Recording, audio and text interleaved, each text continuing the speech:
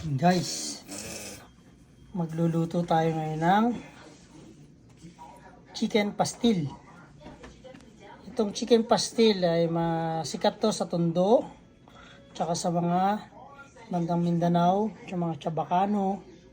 Paborito nilang luto yan. Diba yung chicken pastil? Para lang naman siyang inadobo.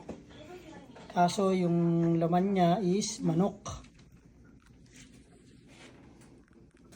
Ang gagamitin natin sa chicken pastel is ito nga palang nabili namin nung nakaraan.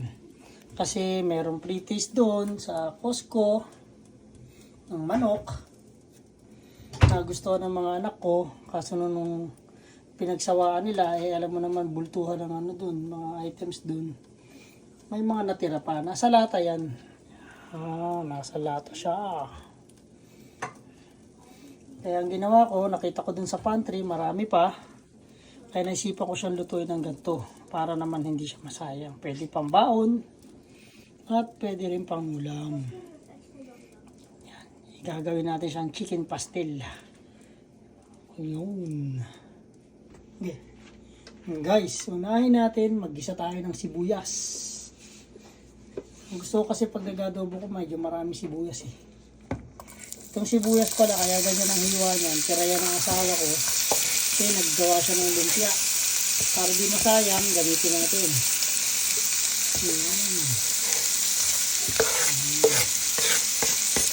Para di masayang ng sibuyas.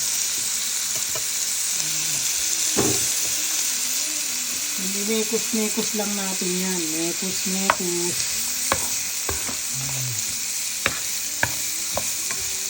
Hanggang sa lumambot yung sibuyas at bawang. Gigisa lang natin siya. Pag medyo brown na siya ng konti, saka natin siya ilalagay yung manok. Gigisa din natin.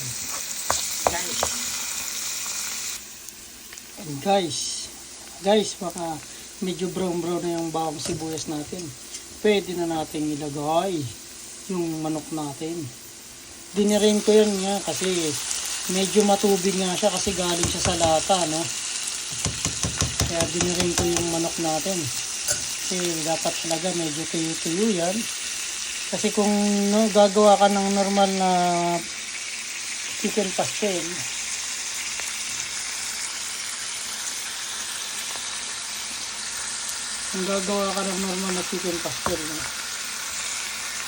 Yan, kung gagawa ka nga tayo ng regular na chicken pastel talaga, manok yan, pinapakuluan.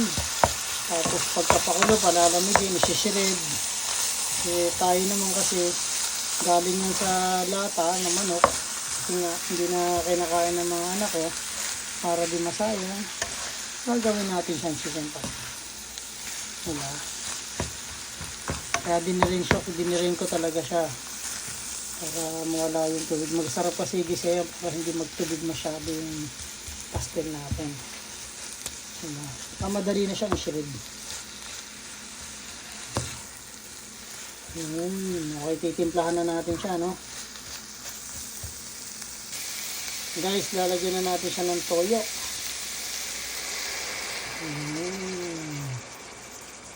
Titimplahan na natin siya ng toyo.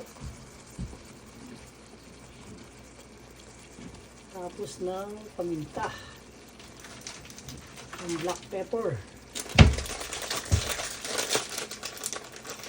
Hinaan natin yung apoy niya habang tinitimplahan natin siya ng liquid.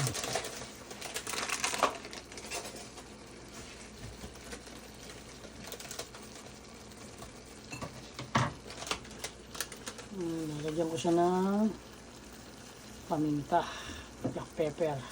Nagamit ko nga pala diyang crack para medyo malasa-lasa yung pepper natin. Tapos lalagyan ko siya ng sukal. Mga 2 teaspoon lang yun. Teaspoon. Okay, lalagyan ko rin siya ng suka. At pag walang toyo, may suka. Tapos guys, tutuyuin lang natin yan, no?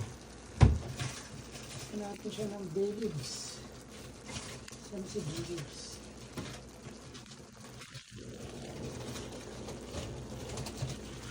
Gibbs natin.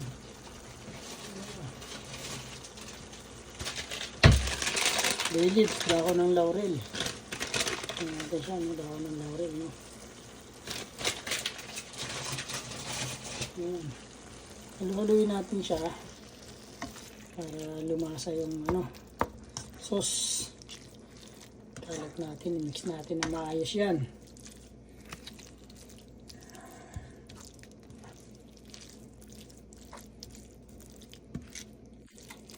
No? So guys, pababayaan lang natin yan hanggang sa matuyo. Tapos lalagyan natin ng mantika yan at doon natin siya igigisa sa sarili ng mantika.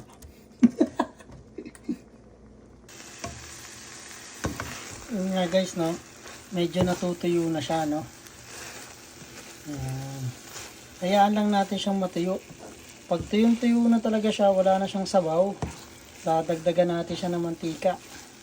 Doon natin siya parang piprituhin. Tutuyuin naman natin siya ng tutuyuin doon. Ayan. Tuyo na siya. Pwede na natin siyang dagdagan ng mantika. Dagdagan ko na siya ng mantika. Ayan.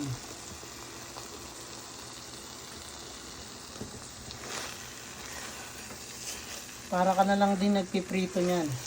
Tutuyuin mo siya ng tutuyuin. Kasi kailangan medyo crispy ng konti yan eh. Halu-haluin mo lang siya. Huwag mo lang siyang pababayaan na matutong yung ilalim niya. Siyempre, sa pangit yung lasa ng pag medyo tutong. So, medyo crispy-crispy lang ng konti yan. Basta yan. Ngayon, pwede naman natin siyang tikman kung tama na yung timpla natin, no? Tapos, titikman natin yan, pero hindi ako titikim yan. Kasi, iba, ayaw kainin ng mga anak ko. Noong una, nagpinagsawaan na nila. Parang isang lata lang yata yung nagamit ng misis ko doon. Ngayon, tinimplahan natin para di masayang. Papatikim natin sa anak ko. Kaya, samahan niyo ako. Hi. Kuya, tikman mo. Ang lasa. Hot. How does it taste? Good. Good? Tastes like what? Adobo. Ayan, nahuli na. May kumukuha. Ayan, nahuli. Natikim ko lang siya. Tabi mo din. Bye. Where you going? Nahuli. Dumadampot. Sabi ko sa inyo, hindi masarap eh. Ginagawa, nagtago pa.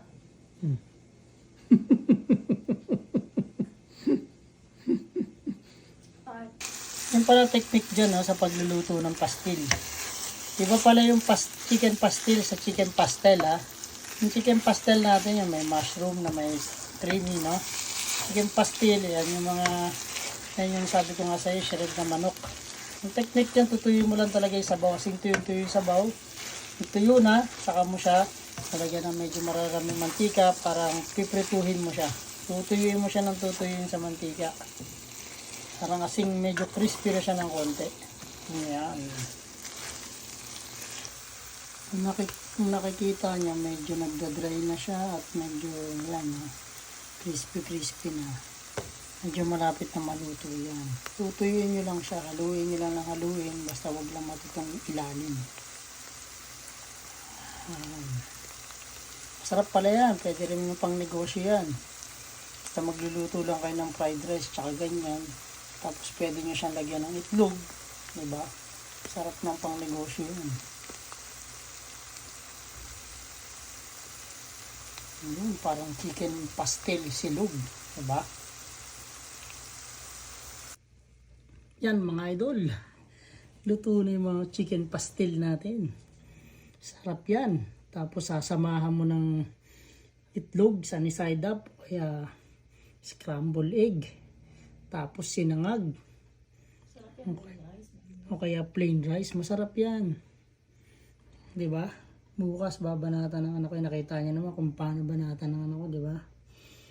Yan, kasi nag-check ako lagi ng pantry. Kung ano yung pwede kong may recycle doon na pagkain para hindi naman kami masiraan. Kaya yan naisip kong lutuin dyan. Okay guys, enjoy natin. Maraming salamat. Bye-bye.